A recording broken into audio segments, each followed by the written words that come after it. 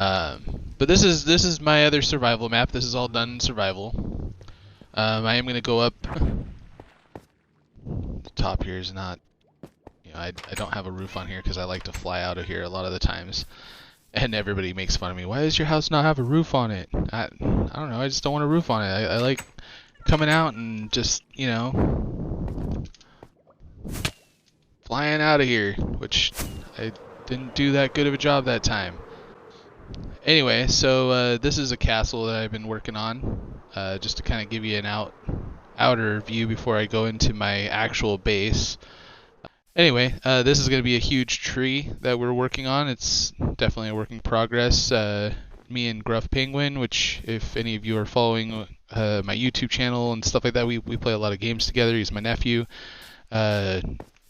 Anyway, we've been working on that quite a bit. It's going to be a huge tree with lots of branches and stuff. It's going to be phenomenal. So this is my auto farm. You can kind of hear the rails underneath.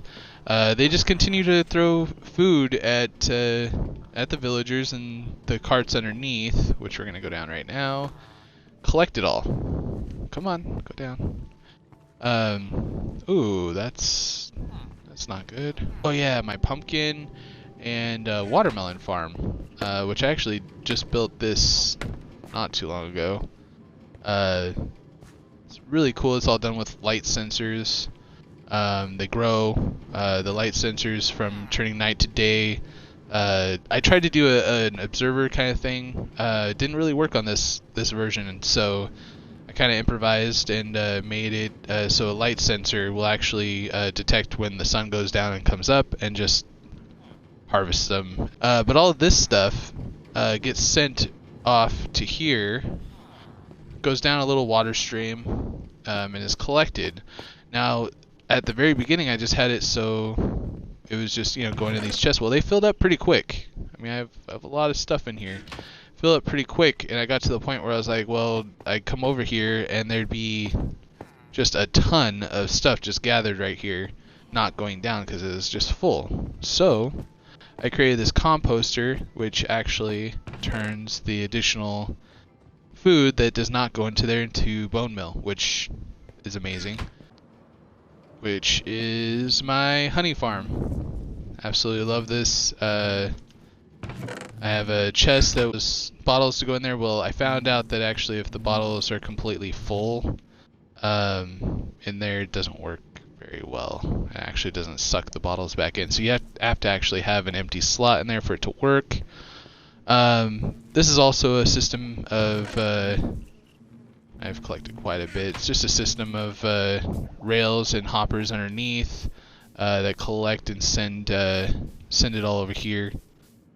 And what happens is this comparator detects how much honey is actually in there. It goes all the way over here to this dispenser and dispenses a bottle, and then it sucks it back in and it drops down below. And the way that this works, the reason why it drops down below is there's actually a hopper system underneath that detects only honey bottles and will only let honey bottles come through. This is my sugarcane farm. Yeah, this is my sugarcane farm. If you wait long enough, which I don't really want to wait, but sugarcane will actually start shooting out the top of that and get collected by hoppers that eventually go into these chests. And if you look down here, kind of see that this goes all the way down and has a ton of sugarcane in there.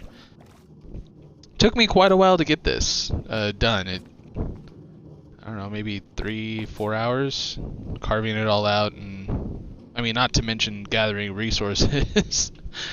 But it's beautiful, and I love quartz. So yeah, it's absolutely beautiful. So to be able to drop down, you got your this is the elevator that brings you up.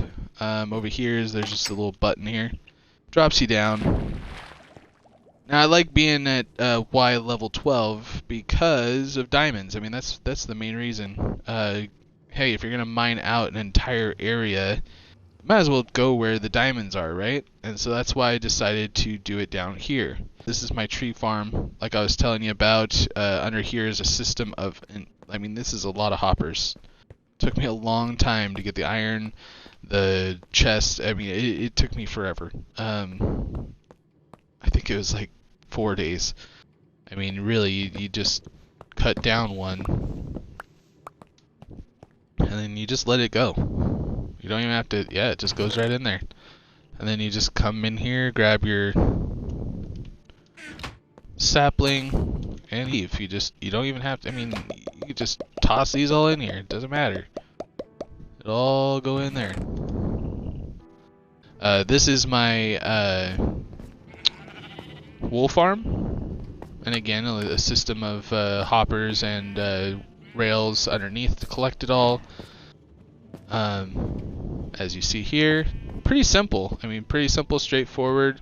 The observer observes the grass that gets eaten, and as soon as the grass is eaten, turns into wool. Wool gets trimmed and then put in here and sent to my auto sorter. Okay, so you walk through this portal. Obviously, you can go into the nether through there.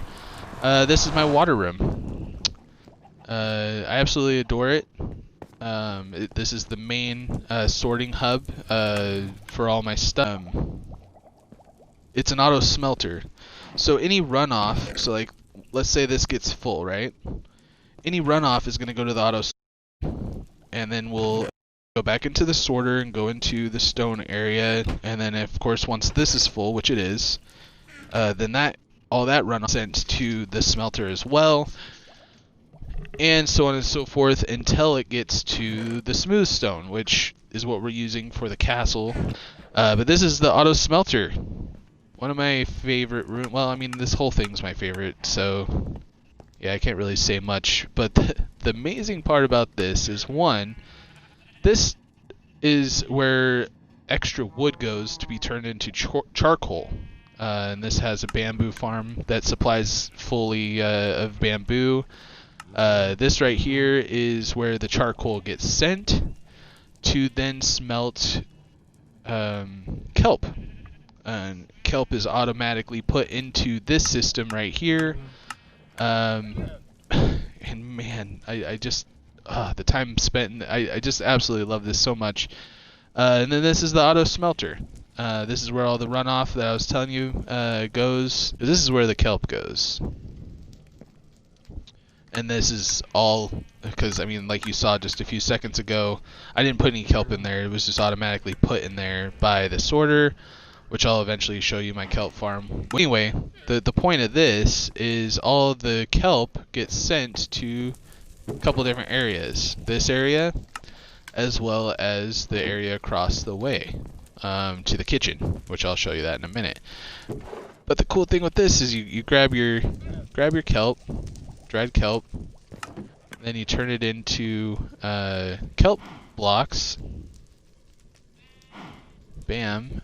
And then you just come over here and put this in there, which I'll show you, which I think I got it covered.